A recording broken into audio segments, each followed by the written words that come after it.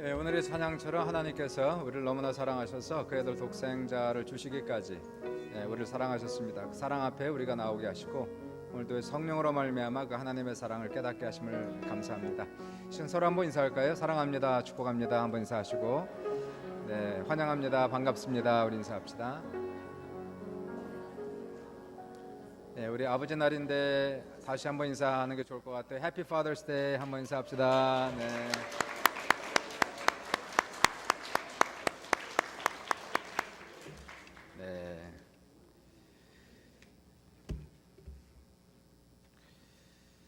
해피 파더스 데이고요. 우리 같이 말씀 보겠습니다. 에베소서 6장 1절로 4절 말씀을 같이 보겠습니다. 교독해 올리겠습니다. 자녀들아, 주 안에서 너희 부모에게 순종하라. 이것이 옳으니라.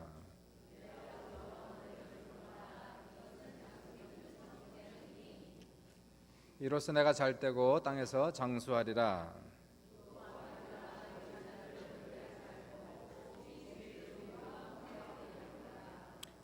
아멘. 제목은 아버지의 가정교육이 되겠습니다. 오늘은 아버지 주일이고요. 우리 모든 아버지들에게, 우리 할아버지들에게 하나님의 위로와 은혜가 넘치시길 주의 이름으로 축복합니다. 마더스가 되면 어머니 날은 아주 정신없이 북적거리는데 파더스 데이가 되면 조용합니다. 그죠? 꽃집도 조용하고 교회도 그런 대로 조용하고요. 그것은 아버지가 수고를 안 해서 그런 것이 아니고 아버지는 마음들이 넓기 때문에 그래도 시험을 안 받습니다. 섭섭하지 않고요. 우리 어머니들에게 은혜가 넘치듯이 우리 아버지들에게도 주님의 큰 은혜가 넘치시기를 주의 이름으로 축복합니다. 저도 세 아이의 아버지고요.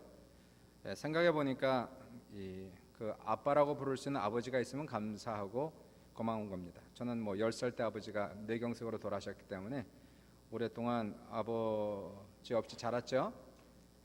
고아에게 가장 힘든 것이 있다면은 아이들이 당연하게 부를 엄마와 아버지가 없다는 것이, 그것이 가장 불쌍한 거고 외로운 것이고요.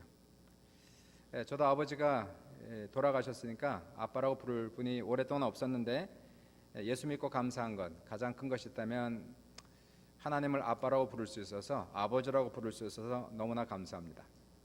매일 부르니까 기도할 때마다 아버지 감사합니다, 아버지 사랑합니다, 아버지 은혜를 주시옵소서, 아버지를 마음껏 부를 수 있어서 감사하고요.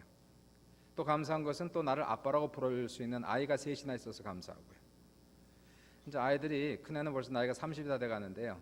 걔가 또 아빠라고 부르고 데디라고 부르면은 마음이 또 묘해요. 때로는 그냥 들을 때도 있고 또 기분이 또 묘할 때도 있습니다. 나이가 30인데 또 아빠라고 부르니까 참으로 감사하죠. 자녀 양육이 참 손이 많이 갑니다.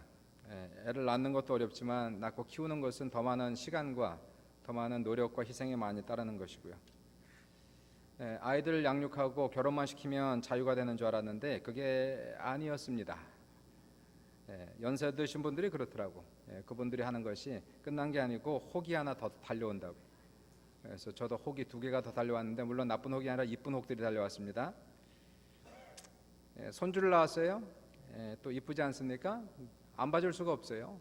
그래서 힘들고 어렵지만은 또 봐줄 수밖에 없고, 제 아내는 지금 직장까지 쉬어가면서 지금 애를 3개월 동안 지금 보고 있고요. 짜증이 날 때도 있죠. 이렇게 애들 양육기 이게 한도 없고 끝도 없으니까 언제 졸업하나. 애들이 멀리 살거나 내가 멀리 살면 이러한 수고도 하지 않을 텐데 하면서도 이게 사랑의 수고구나. 또 이러한 수고를 할 수 있다는 게 또 감사한 거죠. 가까이 있으니까 수고하지, 멀리 있으면 하고 싶어도 하지 못하니까 그것도 감사하다 하는 것이. 손주가 하나밖에 없는데 제가 아직까지 그래도 이게 손이 많이 가는데, 이제 2 생기고 3 생기고 앞으로 그렇게 되지 않겠습니까? 또 넷 또 생기고 그럼 정신 없겠다. 그래서 인생이라는 게 은퇴가 없구나 하는 것을 다시 한번 실감하게 됐고요. 아마 이미 지나가신 분들, 할아버지 할머니들은 다 지나가셨으니까 자네도 이제 지나가는구만 이렇게 아마 웃고 계실 텐데, 아마 이 모든 것을 다 끝내고 나면, 다 정말 졸업하면 그때는 이미 늙은 거겠죠. 정말 늙었구나, 천국 갈 날이 멀지 않았구나 하는 것을 생각하면서 이러한 인생의 사이클을 지나가는 것도 감사하구나 이렇게 생각해요. 또 아버지가 되고 할아버지가 되고 수고하고 또 노력하는 것도 하나님께서 우리에게 주신 분복이구나, 축복이구나 이러한 생각하면서 그 수고도 감사하고 그 희생도 감사하다는 생각합니다. 성경에 보시면은 성경의 아버지 상, 좋은 아버지 상을 발견하기가 상당히 어렵습니다. 성경에는 믿음이 좋은 사람 많이 발견하는데 근데 좋은 아버지는 많지가 않아요. 신앙은 좋은데 믿음은 좋은데 그 중에서 믿음도 좋고 좋은 아버지가 된 사람은 그렇게 많지가 않습니다.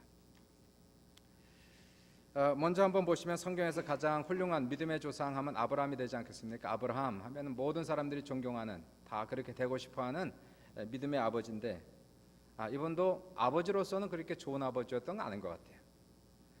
이 아브라함이 어느 날 명령을 받지 않습니까? 명령받고 하나님께서 명령하시기를 너의 사랑하는 독자 이삭을 데리고 내가 명령하는 산에 올라가서 번제로 바치라. 그러니까 아브라함이 하나님의 명령을 받고 그 아들을 데리고 산에 올라가서 산채로 잡아서 그리고 제단 위에 올려놓고 칼을 들려 치려고 하는 그 모습을 보지 않습니까? 그러니까 하나님을 위해서 자식을 버린 거예요. 쉽게 얘기하면 물론 죽이지 않았지만 하나님이 극적으로 개입하셔서 그 아들은 살려주셨지만 아브라함 입장에서 보는 하나님을 위해서 자식을 버린 그런 경우가 됩니다. 신앙의 관점에서 볼 땐 대단한 믿음이었지만 아들 입장에서 보면 큰 상처가 아닐 수가 없어요. 아버지께 버림받았으니까 요즘으로 말하면 아동학대입니다. 이거는 검찰에 붙잡혀가고 그리고 감옥에 갈 만한 사건을 아브라함이 한 거예요. 그러니까 믿음 쪽에서 볼 때는 대단하지만 이 자녀 양육변에 볼 때 아들의 입장에서 볼 때는 참 큰 상처가 됐다 이렇게 볼 수가 있습니다. 그리고 이제 그 아들 이삭이 또 보면은 아들로서는 또 100점이에요. 아버지 앞에 절대 순종, 아버지는 절대로 거역하지 않습니다. 아버지 말씀이라면 하나님 말씀으로 생각해서 아버지 아브라함이 그 이삭을 잡아 번제로 바치려고 했을 때도 저항하지 않고 반항하지 않았어요. 아버지가 하시는 거니까 절대 순종이에요. 그러니까 아버지를 절대적으로 공경하고 순종한 이삭은 아들로서는 100점, 부모에게 100점. 근데 이삭도 나중에 아버지가 되지 않습니까? 근데 아버지로서는 점수가 좋지 않아요. 실패했어요. 이삭이 아들이 둘이 있는데 첫째 아들이 에서. 에서를 많이 사랑해요. 에서는 남자답고 사냥도 잘하고 믿음직하고 둘째가 있는데 둘째가 야곱인데 야곱은 마음에 들지 않아요. 요즘 말로 하면 계집애 같고 요즘에야 여자 같은 남자가 선호하지만 옛날엔 여자 같은 남자를 인간 취급 안 했으니까 그러니까 얘는 정말 마음에 들지 않는 그래서 아들이 둘이 있는데 하나는 사랑하고 하나는 구박했어요. 많이 구박했어요. 가정 안에서 편애가 있었던 겁니다. 그러니까 야곱의 마음속에 아들의 입장에서 얼마나 큰 상처가 있겠어요. 아버지 앞에 인정받지 못하고 사랑받지 못하고 구박만 당하고 그러니까 항상 엄마하고 같이 놀고 형에 대한 질투심, 형에 대한 분노, 아버지에 대한 상처, 아버지는 계시지만 너무 멀리 계신 분 이 정도예요. 그러니까 이삭의 입장에서 볼 때는 이 아버지는 그렇게 좋은 아버지가 아니었습니다. 이제 야곱을 보세요. 야곱이 그 상처가 있었는데 야곱도 나중에 아버지가 되지 않습니까? 야곱은 이분은 하나님의 복을 많이 받아서 세상에서 성공하신 분이에요. 사업에 성공하고 유명해지신 분. 이분이 이민 갈 때는 정말 무일푼으로 이민을 갔는데 20년 만에 거대한 부자가 돼서 돌아오지 않습니까? 요즘 말로 하면 밀리어네어가 아니라 빌리어네어 정도 되는 이건 뭐 말로 다 할 수 없는 정말 거부가 되는 하나님의 큰 축복을 야곱이 받았어요. 그러니까 야곱은 세상적으로 볼 때는 부러울 것이 없는 세상에서 내노라 하는 성공을 한 사람이 야곱인데 막상 야곱도 아버지가 되니까 아버지로는 은혜가 되지가 않습니다. 이 야곱도 아버지한테 차별을 받았잖아요. 편애를 당했지 않습니까? 얼마나 상처가 많아요. 그러면 그 상처를 되풀이하지 말아야 되는데 아버지가 되고 나서 똑같이 되풀이하는 거예요. 야곱에게는 아내가 둘이 있었어요. 첫째 아내는 레아는 조금 그렇게 이쁘게 생긴 얼굴은 아닌 것 같습니다. 그래서 레아를 별로 사랑하지 않았어요. 좋아하지 않고 잠자리도 같이 하지 않았어요. 둘째 아내 라헬이 있었는데 라헬은 좀 이뻤대요. 그래서 라헬만 이뻐합니다. 편애를 너무 하는 거예요. 그러니까 레아와 라헬 사이에 끊임없는 경쟁, 시기, 질투, 분노, 상처 투성이에요. 그리고 또 자식이 있는데 자식들도 레아의 자식은 다 편애해서 밖에 나가 고생만 시키고 노동만 시키는데 라헬의 아들 요셉만 또 사랑하는 거예요. 색동저고리 옷을 입히고 손에 물 묻히지 않고 고생하지 않게 하고 너무나 편애를 하니까 형제들 사이에서 거기 때문에 엄청난 많은 싸움이 있었어요. 서로 시기하고 질투하고 분노하고 상처투성이. 그러니까 야곱도 보시면 성공은 사회 성공은 엄청나게 했는데 사람들의 부러움의 대상이 됐는데 막상 아버지로서는 전혀 은혜가 되지가 않아요. 믿음은 좋아도 신앙은 좋아도 아버지로서 실패한 사람들이 아브라함, 이삭, 야곱입니다. 사무엘 한번 보세요. 사무엘 선지자는 이분 대단한 분 아닙니까? 이스라엘 역사 속에서 가장 중요한 인물, 역사 속에 빛나는 인물이 사무엘이에요. 이 사람은 나라를 다스렸을 때 한참 정치적으로 신앙적으로 타락한 시대에 나라를 다스렸던 인물이 사무엘. 사무엘이 나라를 다스렸을 때에 나라가 정치적으로 안정이 되고 경제적으로 부강하고 부흥을 했던 엄청난 인물이 사무엘이라는 사람입니다. 근데 이분도 아버지가 되고 사나선 실패했어요. 사역에 너무 바빠서, 너무 하나님의 일을 너무 많이 해서 가정을 돌보지 못해서 가정이 망가졌어요. 아들이 있는데 두 아들 요엘과 아비야가 있는데 이 두 아들을 좀 키워보려고 이 사람들에게도 높은 자를 줬는데 뇌물만 받아먹고 사람들한테 욕먹고 결국은 이 두 아들이 아버지의 뒤를 잇지 못합니다. 참 대단하지 않습니까? 이 하나님의 사람들이 다 아버지로선 실패를 해요. 다윗을 보십시오. 다윗은 이스라엘 역사 속에 가장 빛나는 인물, 가장 존경받는 인물, 신앙 면에 있어서는 대단한 사람입니다. 얼마나 큰 믿음이 있었는지 체구가 3m 정도 되는 골리앗을 대항해서 믿음으로 말미암아 골리앗을 쳐서 죽인 인물이 이 다윗이라는 인물이에요. 그리고 이 소년인데 이러한 놀라운 극적인 승리로 말미암아 블레셋과의 전쟁에서 승리를 일으킨 사람, 우리가 다 아는 이야기지만 다윗이라는 인물이에요. 그래서 우리는 그분을 존경합니다. 거의 추앙합니다. 대단한 분. 이분은 신앙이 너무 좋아서 얼마나 많은 시와 노래를 지었는지 몰라요. 우리가 읽고 그리고 은혜 받는 시편 중에 많은 시들이 다윗이 새벽에 일어나서 하나님 앞에 찬양하고 노래하면서 지은 시들이 이 속에 있어요. 그래서 우리는 다윗은 참 대단한 분 아닙니까? 정치인으로서 왕이 되었죠. 시인으로서 시를 지었죠. 믿음의 사람이죠. 다윗이 왕이 되었을 때 이스라엘은 최고 전성기였습니다. 영토가 가장 넓었고 가장 부강했던 그러한 나라였는데 다윗도 아버지가 됐는데 아버지로선 빵점이에요. 실패했어요. 아들이 많이 있었는데 아들들 간에 얼마나 싸움이 많았는지. 첫째 아들 암논, 이 암논은 자기 이복 여동생인 다말을 강간합니다. 그래서 가정 안에 근친상간이 생겨요. 그리고 셋째 아들 압살롬은 바로 그 암논을 쳐 죽입니다. 그래서 가정 안에 전쟁이 일어나고 압살롬이 아버지께 반역하고 구테타를 일으키는 사건이 가정 안에서. 그러니까 다윗에게는 원수가 블레셋 사람들도 아니고 모압 사람들도 아니고 원수들은 자식들이었어요. 자식들이 왼수 덩어리였어요. 이게 아버지로서 실패했어요. 그러니까 왜 성경 인물들은 그렇게 하나같이 믿음으로서는 100점인데 아버지로서는 다 실패했을까? 이거 둘 다 하기가 그렇게 어려운 거예요. 믿음도 좋고 좋은 아버지가 된다는 것이 이게 쉽지가 않은 겁니다. 여기에는 우리가 먼저 알아야 되는 것이 사회적 환경과 배경이 있다는 것을 먼저 알고 들어가야 됩니다. 이 시대는 우리가 살고 있는 시대가 아니에요. 고대 시대입니다. 다시 말하여 가부장적인, 대단히 극단적으로 가부장적인 시대였고요. 아버지는 가정에서 왕 같은 존재로서 가정에서 군림한 사람이었습니다. 아버지의 말은 하나님의 말씀과 일반이었으며 그의 명령은 절대적이었어요. 자녀들의 교육에 있어서 아버지는 자녀 교육에 전혀 신경 쓰지 않고 관여하지 않았습니다. 아버지는 자녀들에게 멀리 계신 분이에요. 멀리 계신 분. 자녀 교육은 100% 어머니의 몫이었어요.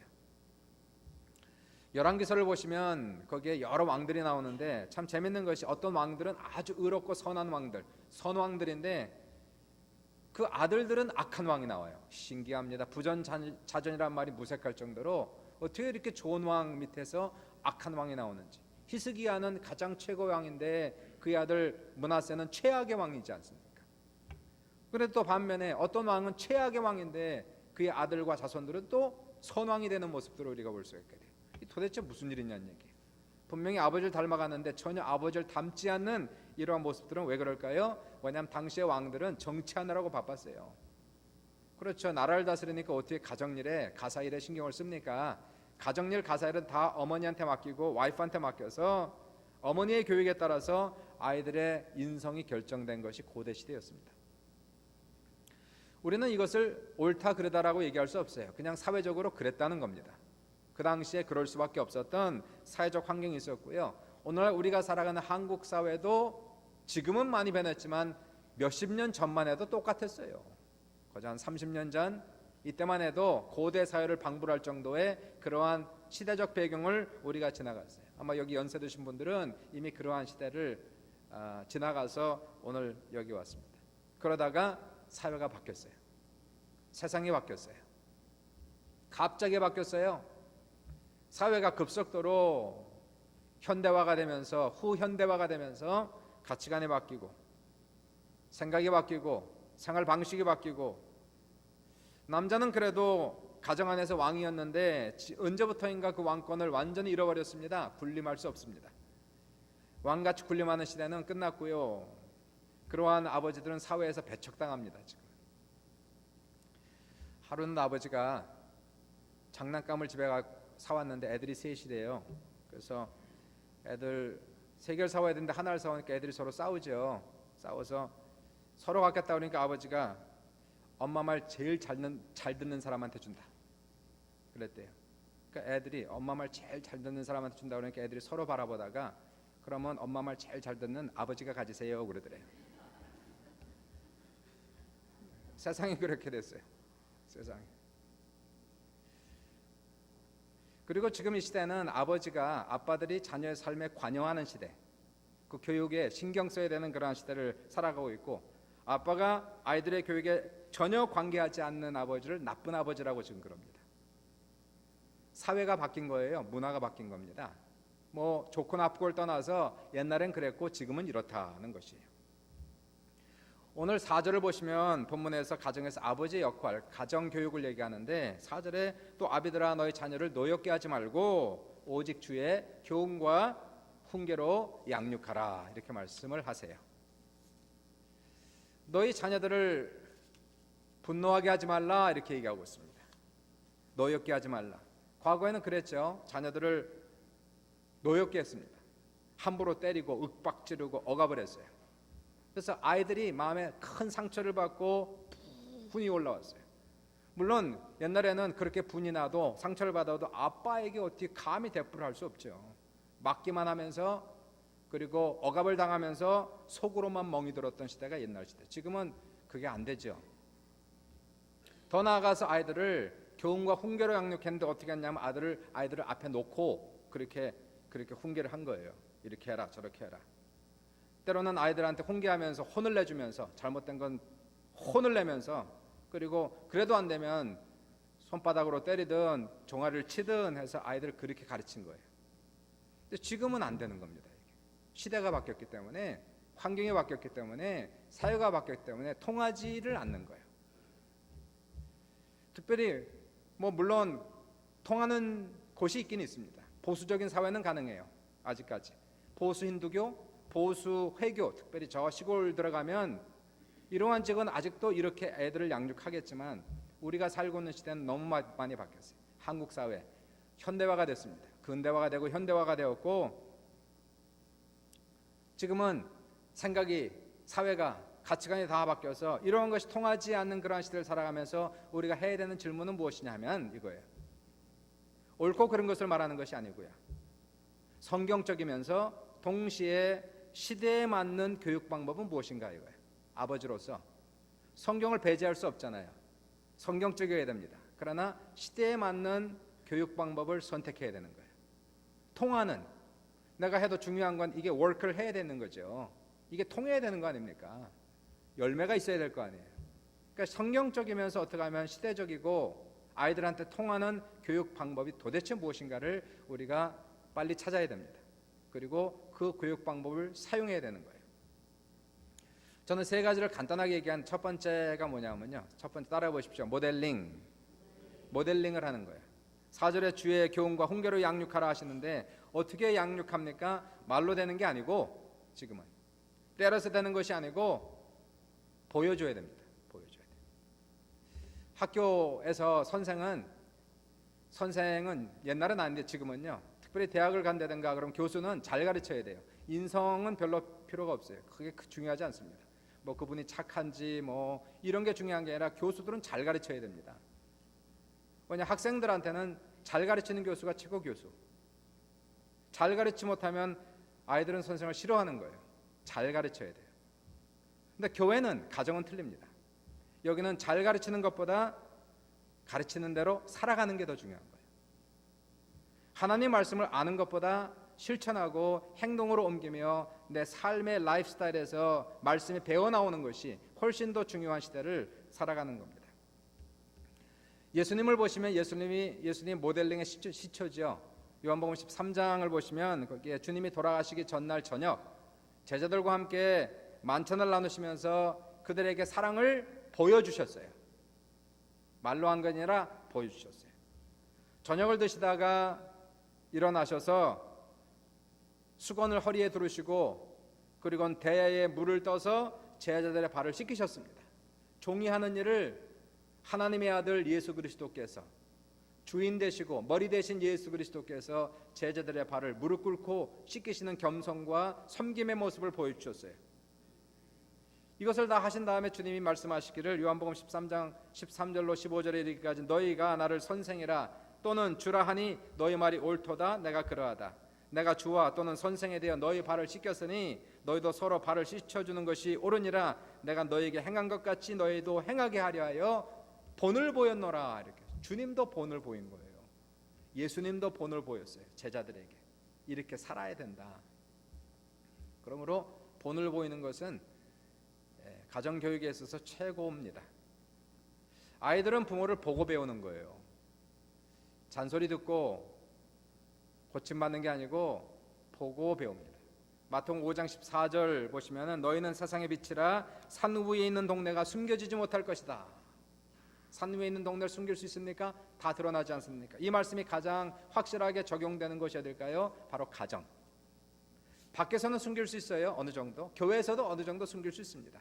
포장하고 위장하고 상당 시간 동안 사람들의 눈을 속이면서 이중인격적으로 살아갈 수 있지만, 그러나 가정 안에서는 밑바닥까지 다 드러날 수밖에 없어요.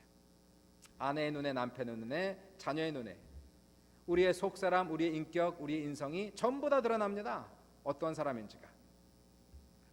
그러니까 부모 입장에 있어서는 아이들을 정말 제대로 키우기 위해서는 아이들에게 잘 살아가는 것이 무엇인지 보여주는 거예요. 잘 산다는 것이 성공하고 잘 먹고 잘 살고 이런 걸 얘기하는 것이 아니라 정말 인생을 제대로 살아가는 것이 무엇인지, 올바로 살아가는 것이 무엇인지, 의롭게 살아가는 것이 무엇인지, 가치 있게 살아가는 것이 무엇인지를 우리의 삶으로 보여주지 않으면 아이들의 미래가 불투명해지는 거예요. 그러니까 우리가 해야 되는 것은 무엇일까요? 하나님이 정말로 중요한 분임을 내 삶으로 보여줄 수밖에 없어요. 정직과 신실이 중요한 걸 보여줘야 됩니다. 존경하는 것, 윗사람을 존경하는 것, 그리고 충성하는 것이 내 삶 속에서 배어나와서 자녀들이 우리의 가는 길을 보고 1년, 2년에 되는 것이 아니고요. 10년, 20년 지나면 애들은 따라올 수밖에 없는 거예요. 그대로 답습하고 따라가는 그 모습을 우리가 보게 돼요. 첫 번째는 모델링이 되고요. 두 번째, 가정에서 우리가 해야 되는 일이 있습니다. 두 번째는 자유와 책임. 따라해 보실래요? 자유와 책임. 기독교의 가장 핵심적인 단어가 있다면 그것은 자유입니다. 자유. 자유에 따라오는 것이 책임입니다. 종교는 사람을 구속하고 올가매는 것이 종교예요. 기독교는 종교라고 얘기할 수, 종교화가 된 것이지만 절대로 기독교는 종교로 시작한 것이 아니었어요. 기독교는 종교로부터 우리를 구원하시기 위해서 예수께서 오신 거예요. 종교는 강력한 율법으로 행동을 규제하고 통제하는 거예요. 보십시오. 유대교도 그렇고 회교도 그렇고 강력한 율법으로 사람들의 생각도 사람들의 삶도 통제합니다. 근데 예수님께서 오신 것은 우리를 유대교로부터 자유케 하시기 위해서 오셨어요. 하나님의 은혜와 사랑을 체험하고 주님의 사랑 안에서 우리가 자유함을 누릴 수 있도록 하기 위해서 주님이 오신 겁니다. 갈라디아서 5장 1절을 보시면 그리스도께서 우리를 자유롭게 하려고 자유를 주셨으니 그러므로 굳건하게 서서 다시는 종의 멍에를 매지 말라. 우리는 하나님의 자녀들, 여러분은 하나님의 사랑을 받은 하나님의 귀한 자녀들이라는 사실이에요. 자녀들은 집에서 자유롭습니다. 우리 아이들은 우리 집에서 자유합니다. 마음대로 자고 마음대로 먹고 마음대로 마시고 애들은 자유로운 거예요. 그러나 밖에 나가면 그렇게 자유롭게 행동하면 안 돼요. 눈치도 보고 사회적인 삶의 매너리즘이 있는 거 아닙니까? 애들이 욕먹으면 안 되잖아요. 그러니까 밖에 나가서는 행동을 스스로 규제할 수 있어야 되죠. 그러나 집에 와서까지 그럽니까? 집에는 자유가 있는 거예요. 부모가 사랑하는 거예요. 무조건 아이들을 사랑하고 받아주니까 그 안에서는 자유롭게 자고 하는 겁니다. 그러므로 우리가 하나님의 자녀라고 하는 것은 하나님의 사랑 안에서 우리는 늘 잔치하고 즐기는 그러한 삶이에요. 자유가 많아야 됩니다. 신앙인들은요. 자유가 많아야 돼요. 자유하시길 주의 이름으로 축원합니다. 자유해야 돼요. 주님 안에서 내 마음이 내 영혼이 자유해야 돼요. 마음에 평강이 있고 희락이 넘치는 건 자유하기 때문에 그 속에 평강과 희락이 넘치는 거예요. 그러나 우리가 알아야 되는 것은 자유는 반드시 한계가 있잖아요. 그래서 영어로는 freedom and boundary 그렇게 얘기해요. boundary. 한계가 있단 말이에요. 한계. 책임이 있는 거 아닙니까? 책임이. 자유가 주어지면 책임도 주어지는 것이고 자유가 주어지면 자유는 반드시 어느 정도 선을 그어줘야죠.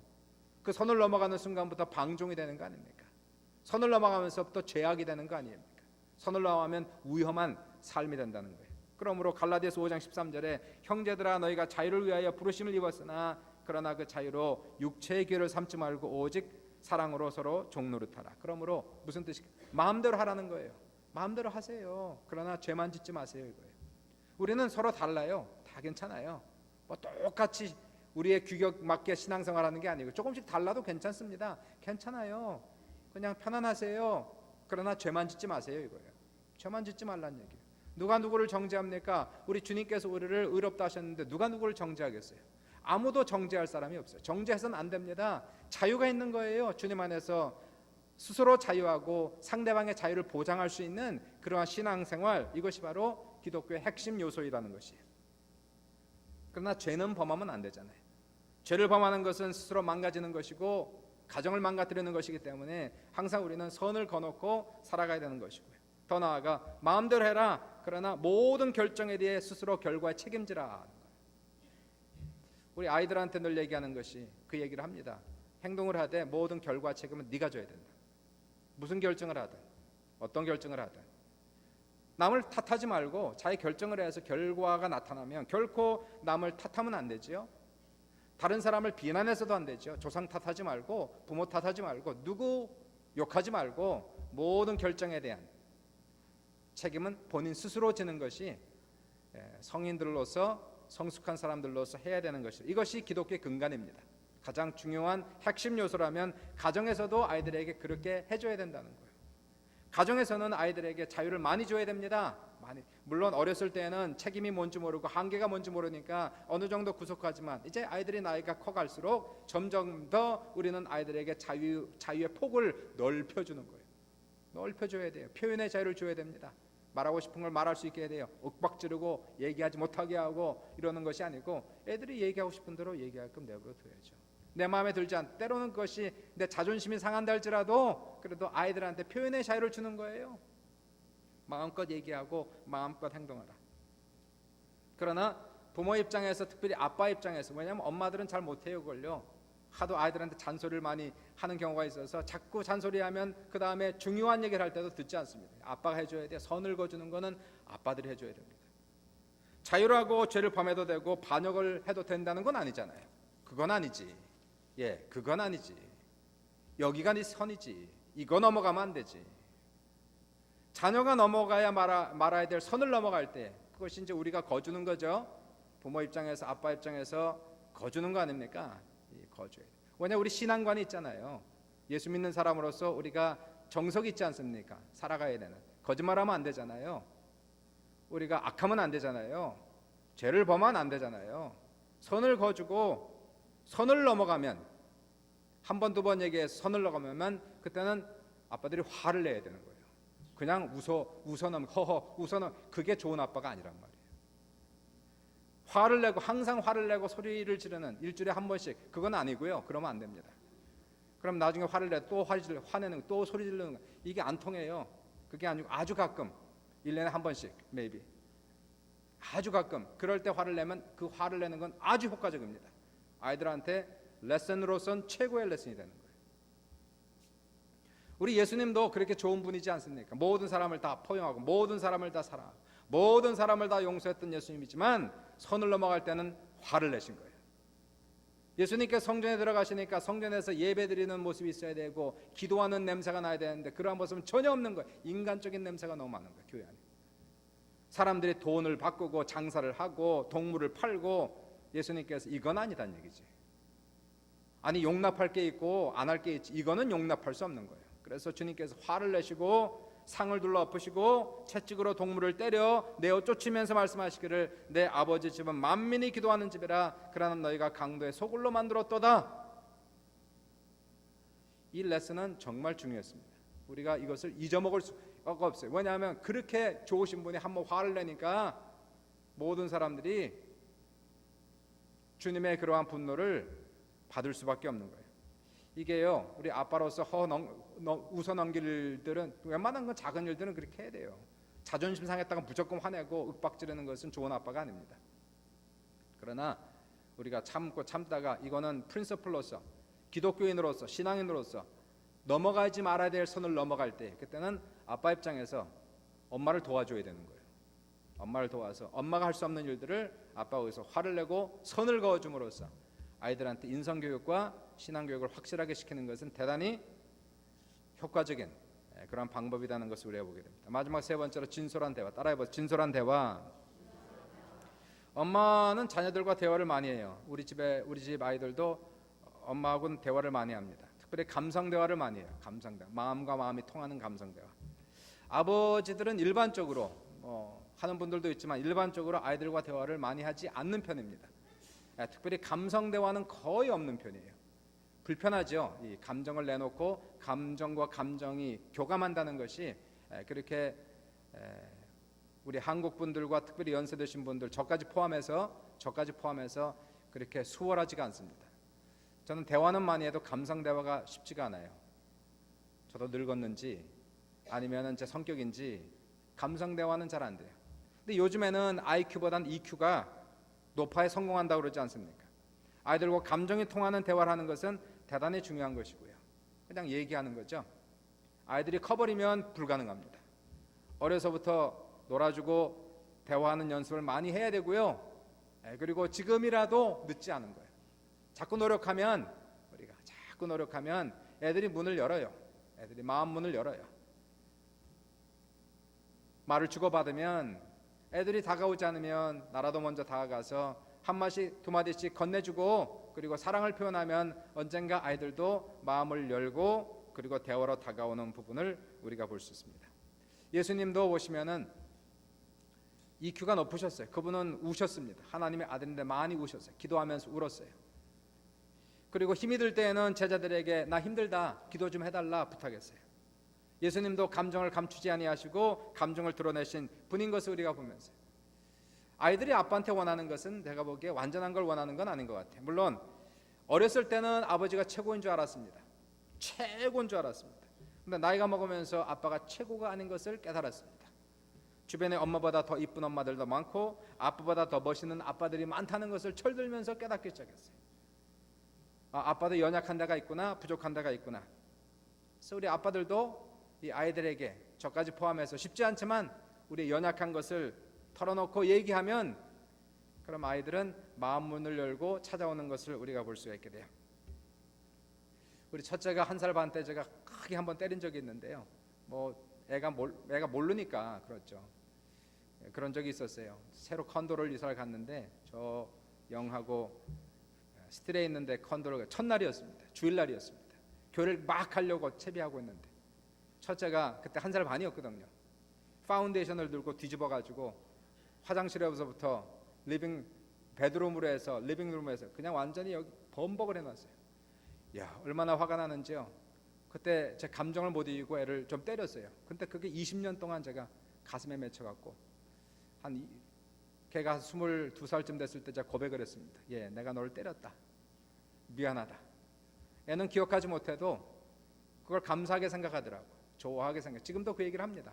그 얘기하고 아빠를 불쌍히 생각하고 긍휼히 생각하는 그러한 모습들을 볼 수가 있게 돼요. 아빠가 잘 돼야 가정이 잘 된다는 얘기는 정말 맞는 얘기예요. 아버지가 가정의 주춧돌입니다. 가정을 받쳐주는 역할을 해주는 것이에요.